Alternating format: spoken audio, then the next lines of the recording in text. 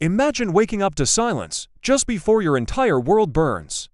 In the 1500s, an unstoppable force swept across Ethiopia fast, furious, and terrifying. Cities vanished overnight, kings fled their palaces. And at the center of it all was a man whose name inspired fear across the land. Ahmed Greg. This is how a war began that almost erased an empire. Before the chaos, Ethiopia and the Adil Sultanate stood as two strong powers in the Horn of Africa. Trade flowed between bustling marketplaces, connecting vibrant communities of different faiths. Ancient routes crisscrossed the highlands, carrying goods, ideas, and culture. But beneath the surface of this seeming peace, tension was brewing. Land disputes, religious rivalry, and years of unresolved conflict simmered, just waiting for a spark to ignite a wildfire. Then came a man destined to change history, Ahmed Ibrahim, known to his enemies as Ahmed Greg, the left-handed. He was brilliant, fearless, and dangerously unpredictable. He saw the tension simmering between the Adil Sultanate and Ethiopia not as a problem, but as an opportunity. Under his command, Adil transformed from a regional power into a formidable war machine. Strengthened with modern Ottoman firearms and armed with deadly new tactics, his army was unlike anything Ethiopia had ever faced. He united fragmented groups under a single banner, fueled by a vision of conquest that would shake the very foundations of the ancient Ethiopian Empire. In 1529, Greg struck. His army stormed across the Ethiopian highlands with unmatched speed and ferocity. Town after town fell. Ancient churches, repositories of centuries of faith and culture, were burned to the ground. The royal armies of Ethiopia, once confident in their strength, fractured under the relentless assault.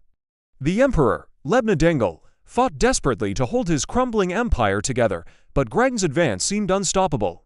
For over a decade, it looked as if one of Africa's oldest Christian kingdoms would be wiped from the map entirely. Facing total collapse, the desperate Ethiopian Empire sent a plea for help thousands of miles across the sea. And in a twist of fate, help arrived. In 1541, a small Portuguese force, only 400 musketeers, landed on the coast. They were few in number, but they were armed with powerful European guns and cannons, technology that could finally level the playing field. Their arrival transformed the battlefield, injecting new hope into the Ethiopian resistance and setting the stage for a final, decisive confrontation. The war erupted with a fury never seen before in the region. Muskets and cannons clashed with cavalry and traditional weapons in a brutal, smoke-filled chaos. Ahmed Greg, true to his reputation, fought fiercely, leading his troops from the front lines. But during the climactic Battle of Wayna Daga in 1543, a single shot changed the course of history. Greg was fatally wounded by a Portuguese musketeer.